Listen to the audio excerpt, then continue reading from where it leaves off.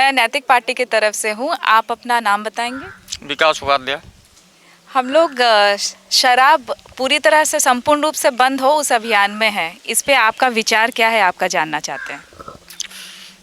मैंने देखा बिहार में शराबबंदी हुई। मैं ये नहीं कहता मैं पीता हूँ।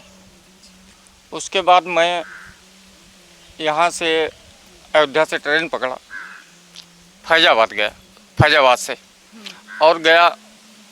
जैसे ही बिहार के इलाके डेहरी आनसोन में उतरा तो ट्रेन ने हमें वहाँ 1:30 बजे छोड़ा रात में। हम रात भर इंतज़ार किए। सुबह जब उठे, अपना नित्य क्रिया से निवृत्त हुए तो हमारे साथ कोई और था। वो वहीं से टार्चर करने लगा कि मुझे चाहिए, मुझे चाहिए।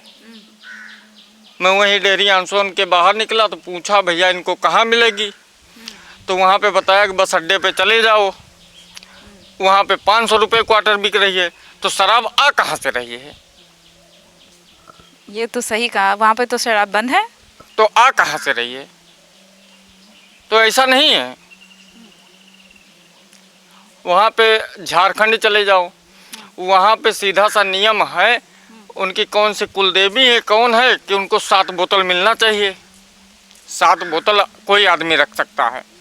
अब वो कर क्या रहे हैं कि वो उनका 6 बोतल ख़त्म हुआ तो 6 बोतल नया बना के रख रहे हैं। 7 बोतल पे उनका चालान नहीं हो सकता, उनको पुलिस पकड़ेगी नहीं।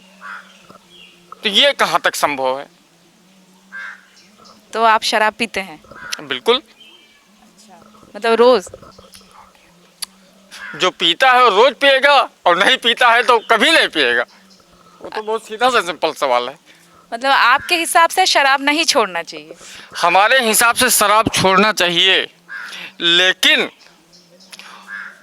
उसको उस माध्यम में टच करो कि आप सेंस में रहो, किसी से बात कर सको, व्यवस्था से चल सको। ऐसा नहीं है कि शराब जो है, शराब अभी आपसे पूछूं कितना जीएसटी, कितना एसएसटी लग रहा है उस पर?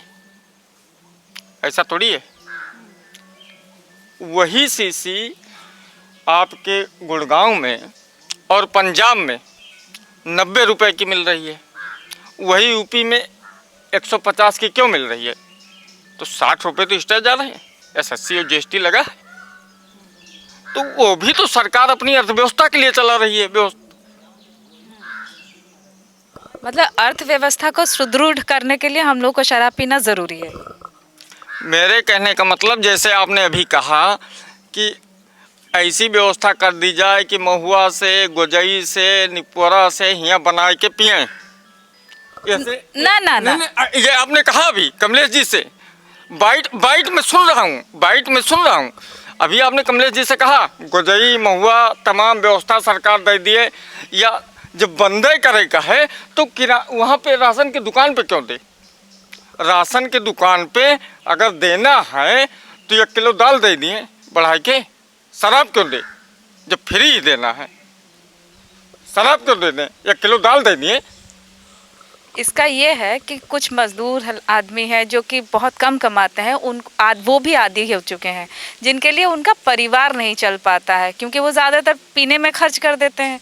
उनको छुड़ाने के लिए हम लोग ये सोच रहे हैं कि एक जैसे सरकारी रूप से महिलाओं को रोजगार भी मिल जाए और उनका पारंपरिक तरीका से वो जो शराब है वो डायरेक्टली बेच ना पाए, वो सिर्फ सरकारी जो राशन की दुकान है उसमें मिलना चाहिए, वो भी एक लिमिटेड मात्रा में। ऐसा नहीं कि जो जितना चाहे उतना ले ले, ऐसा नहीं है। ताकि धीरे धीरे जैसे आपका नाम है, आपका तो रजिस्टर होगा। आज आपको 1 बोतल मिला, कल जो है, कल नहीं मतलब नेक्स्ट जब आपका वो पड़ेगा, आपका बारी आएगी तो उस समय आपको 1 बोतल की जगह 3 क्वार्टर मिलेगा। आप क्लियर कर रहे हैं बहुत आसानी से जो आप उसमें, जैसे आप कह रहे हैं कि किराना की दुकान से मिलना चाहिए। किराना नहीं, राशन की दुकान से, सरकारी राशन की दुकान। अब सुनिए, घर में एक शराब पीने वाला आदमी है, और घर में 20 सदस्य हैं, और 20 सदस्य की मात्रा वो राशन की दुकान से जब लेके आएगा और पीना एक आदमी को है, तब भी तो वही कोटा बन रहा है। तो कोटे के हिसाब से तो एक ही मिलेगा ना। मेरे कहने का मतलब घर में 20 आदमी हैं तो हाँ। 20 आदमी की क्वांटिटी तो मिलेगी। और पीने बिल्कुल वाला सही एक है, पीने वाला एक है, अच्छा, क्या करेंगे आप वहाँ? नहीं उसके जगह तो पे 20 की क्वांटिटी घर भर बटोर के अकेले पिएगा। तो आपके हिसाब से कुछ नहीं होना चाहिए। ऐसा कुछ इतना आसान नहीं है कि किया जा सकता है, अच्छा, ये चीज़ है। व्यवस्थाओं का परिवर्तन आसान नहीं है, किया जा सकता है। आपके हिसाब से क्या करना चाहिए? हमारे हिसाब से ये करना चाहिए कि हर जनता को जागरूक करो, थोड़ा सा समस्या को देखो।